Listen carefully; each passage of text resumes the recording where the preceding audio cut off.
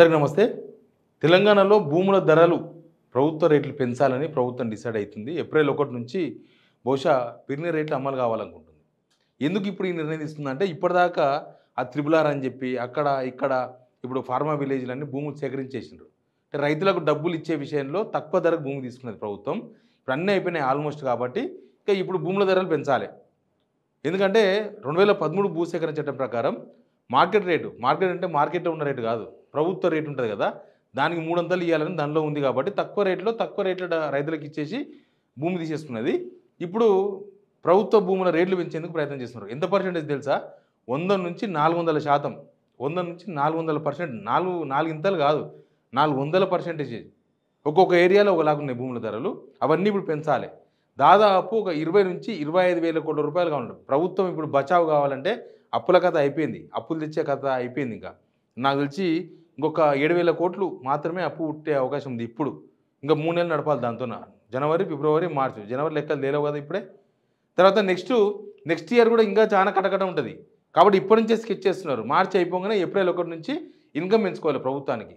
ప్రభుత్వం ఇన్కమ్ పెంచుకోవాలంటే ఇప్పుడు current bill పెంచితే జనం ఊకోరు. గ్యాస్ 500 రూపాయలు ఇస్తున్నామని చెప్తున్నారు, కొంతమందికి వస్తుంది, చాలామందికి వస్తలేదు. ఇక మిగతా వాటర్ బిల్లులు పెంచుతామంటే జనం ఊకోరు.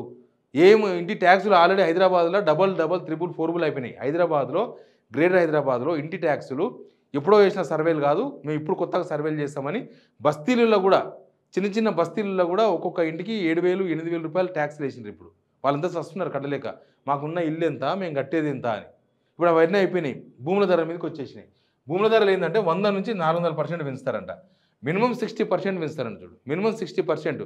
ఒకవేళ ఎక్కడైనా ఒక 5,000 గజం ఉందనుకో, 5,000 గజం మినిమం 60% అంటే ఆల్మోస్ట్ 8,000 రూపాయలు అవుతుంది. 5,000 రూపాయల గజం ఉన్న భూమి ప్రభుత్వ రేటు. ఇవి ఎక్కడ ఎఫెక్ట్ చూపిస్తుంది అంటే మనకు ఈ మార్కెట్లో మార్కెట్ అంతా డమాలైంది. రియల్ ఎస్టేట్ డమాల్ అయిపోయి అసలు ఎక్కడ కొనుతోలేడు అమ్ముతోలేడు ఆ సిచ్యువేషన్లో ఉన్నది. కానీ ఎవరైనా కొంటే రిజిస్ట్రేషన్ ఛార్జెస్ దగ్గర భారం పెరిగిపోతుంది. నువ్వు గవర్నమెంట్ రేటు మీద రిజిస్ట్రేషన్ చేస్తాం కదా, అక్కడ చాలా భారం పెరిగిపోతుంది. 80% నీకు కూడా రిజిస్ట్రేషన్ ఛార్జెస్ మీద పెరిగిపోతుంది మొత్తం. ఇప్పుడు 60% మినిమం పెంచుతారంట. తర్వాత అగ్రికల్చర్ భూములు 100 నుంచి 200% పెంచుతారంట. అగ్రికల్చర్ భూములు అంటే మన గ్రేటర్ హైదరాబాద్ కాకుండా, మన హైదరాబాద్ సరౌండింగ్ కాకుండా ఇక బయట ఉన్న జిల్లాల మొత్తం వ్యవసాయ భూములంతా 100 నుంచి 200% ప్రభుత్వ రేట్లు, భూముల ధరలు పెంచడానికే ప్రభుత్వం డిసైడ్ అవుతుంది. దాని మీద కసరత్తు చేస్తున్నారంట. కానీ అలా డిసైడ్ అయిపోయిన తర్వాత ఇంకేం కసరత్తు చేస్తారు? 100 నుంచి 200%. అంటే ఇప్పుడు ₹1 ఖర్చు పెట్టే కాడ మనం ₹100 ఖర్చు పెట్టాలి రిజిస్ట్రేషన్కి. ఇప్పుడు ఒక 10,000 రూపాయలు అవుతున్నాయంటే 10,000 ఇంటూ 100%. 1%, 2% కాదు, 100%. అంటే 10,000 అయ్యే కాడ 20,000 అవుతుంది. 10,000కి 400% అంటే 10,000 40,000 రూపాయలు అవుతుంది. ఇప్పుడు 30,000కి రిజిస్ట్రేషన్ అవుతుంది అనుకుందాం భూమి అమ్ముకుంటే ఎకరాకు. 30,000 400% అంటే 1,20,000 అవుతుంది. 10,000 డబల్ చేస్తే 200% చేస్తే 10,000 ప్లస్ 10,000 20,000. ఇట్లా మొత్తం ఎవరు భూమి అమ్మినా కొన్నా ఇద్దరికి ఈయన మీద ఎఫెక్టే, ఆయన మీద ఎఫెక్టే. ప్రభుత్వ రేట్ల ప్రకారం అమ్మిన ఆయనేమో ఆల్రెడీ రిజిస్ట్రేషన్ ఛార్జెస్ కట్టుకోవాలి కదా, తక్కువ ఇవ్వని అడుగుతారు. కొన్నాయన ఏంది, కొన్నాయన రిజిస్ట్రేషన్ ఛార్జ్ పెట్టుకుంటాడు. కాబట్టి కొన్నాయన కూడా బొక్కనేది. ఇట్లా మొత్తం గజం 1,000 రూపాయలు ఉన్న దగ్గర 3,000 రూపాయలు చేయాలంట బయట. ఇక్కడ గజం 1,000 రూపాయలు హైదరాబాద్లో ఎక్కడ లేదు కదా. గవర్నమెంట్ రేటు ప్రకారం ఇక్కడ మినిమం గజం 3,200 రూపాయలు ఉంది హైదరాబాద్లో, గ్రేటర్ హైదరాబాద్లో. కానీ మొత్తం జిల్లాల వారిగా ఎక్కడైనా ప్రభుత్వ రేటు 1,000 రూపాయలు ఉంటే ఆ 1,000 రూపాయలు 3,000 రూపాయలు అవుతుంది. 3 ఇంతలు అవుతుంది. 1,000.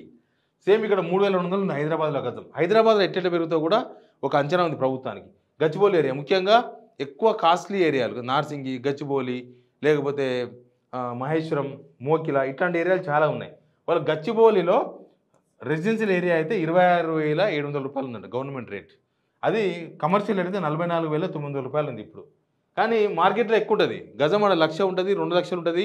అది మార్కెట్ రేటు, అంటే ఓపెన్ మార్కెట్ రేటు. కానీ గవర్నమెంట్ రేటు తక్కువ ఉంది కాబట్టి ఇది పెంచుతాము అంటుంది గవర్నమెంట్. ఇప్పుడు పెంచి దీన్ని ఏం చేస్తారంటే దీన్ని డబల్ చేస్తారు, అంటే 200% చేయాలంట దీనిలో. తర్వాత నార్సింగిలా 23,800 ఉంది రెసిడెన్షియల్ ఏరియా. దీన్ని 100% నుంచి 400% పెంచాలంట. ఇవన్నీ 400%. మహేశ్వరంలో చూడు 2,100 ఉండ గజం. మహేశ్వరంలో 2,100 ఉంది. ఓపెన్ మార్కెట్లో మహేశ్వరం ఏరియాలో 10,000 నుంచి ప్లాట్లు అందుబాటులో ఉన్నాయి. 10,000 దొరుకుతాయి, 15,000 దొరుకుతాయి, 12,000 దొరుకుతాయి.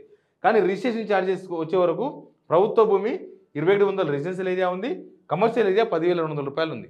ఇది మొత్తం 400% పెంచాలంట. 400% అంటే ఇప్పుడు రిజిస్ట్రేషన్కి ₹1,00,000 అయ్యే కాడ 4 లక్షలు అవుతుంది.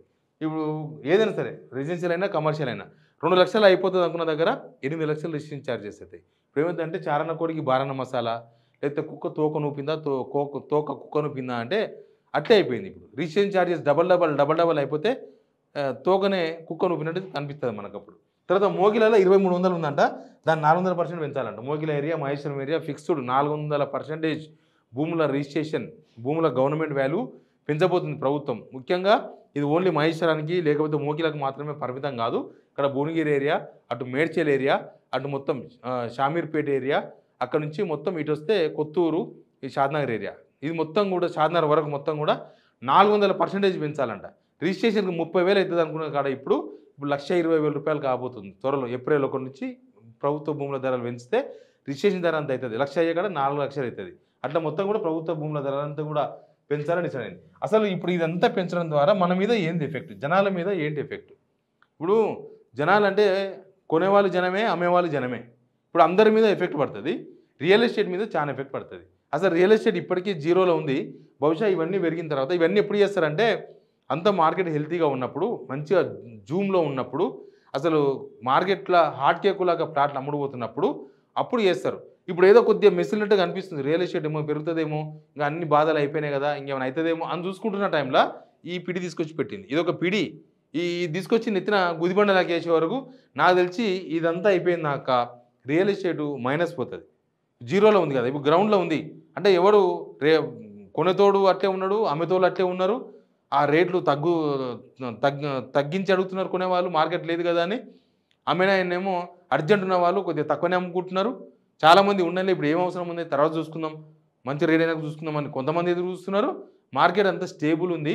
ఇప్పుడు కనీసం పేదవాళ్ళు కూడా కొందాం, ఎవరైనా తక్కువ జీతాలు ఉన్న వాళ్ళు ఏదో తక్కువలు వస్తే కొందాం అనుకున్న వాళ్ళు కూడా ధైర్యం చేస్తలేరు. ఏమో మార్కెట్ ఇంకా పడిపోతుందేమో, ఉంటుందేమోనని.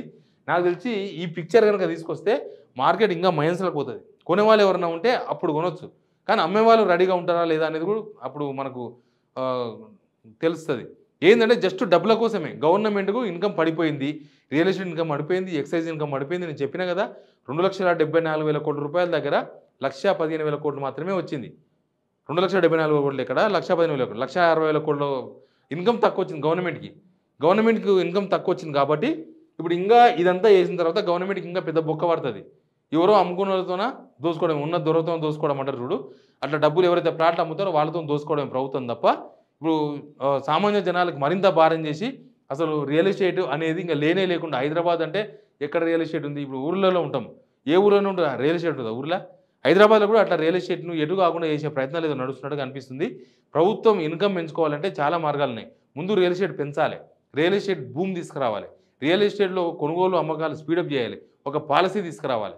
తర్వాత అప్పుడు ఆ భూమి ఉన్నప్పుడు ఇట్లాంటి పనులు చేయాలి. కానీ అవేమి చేయకుండా కేవలం ఇన్కమ్ పెంచుకుంటే తప్ప మనం ఏం చేయలేమని, మనం వెనకడికి స్కైలాబ్ పడ్డదంటే బంగారం మింగించుడు అట్లున్నది కథ. ఇది మొదలే దిక్కులేదురా నాయన అంటే మా ప్రభుత్వం ఏదో ఒకటి చేయాలంటే పెంచాలి కదా అని ఓ స్కైలాబ్ లాంటి తీసుకొచ్చి నెత్తిన ఎన్నికే చూస్తున్నది. ఏమైతే తెలియదు, బట్ ఇది మాత్రం రియల్ ఎస్టేట్ను మరింత నాశనం చేసే నిర్ణయంగా కనిపిస్తుంది. Please subscribe signal TV.